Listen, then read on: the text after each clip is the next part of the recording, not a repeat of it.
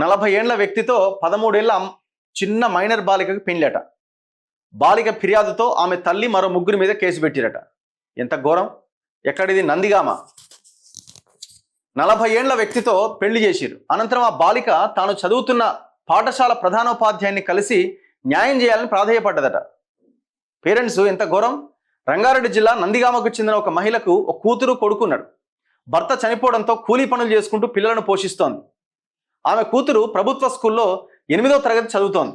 కుటుంబ పోషణ భారం కావడంతో కూతురికి పెళ్లి చేసేందుకు మధ్యవర్తిని సంప్రదిస్తే అతను రంగారెడ్డి జిల్లా చేవెళ్ల మండలం కందవాడకు చెందిన 40 ఏండ్ల వ్యక్తికి ఆస్తి బాగా ఉందంటూ సంబంధం తెచ్చినట.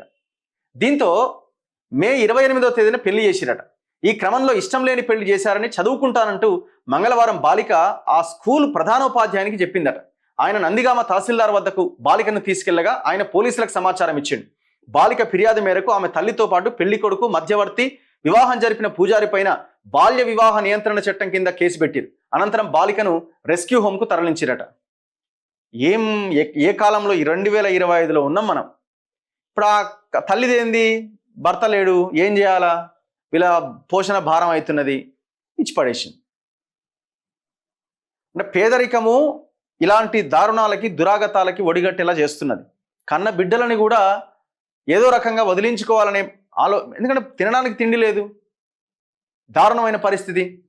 ఎవరు దీనికి బాధ్యత వహించాలి? తల్లా? సమాజమా?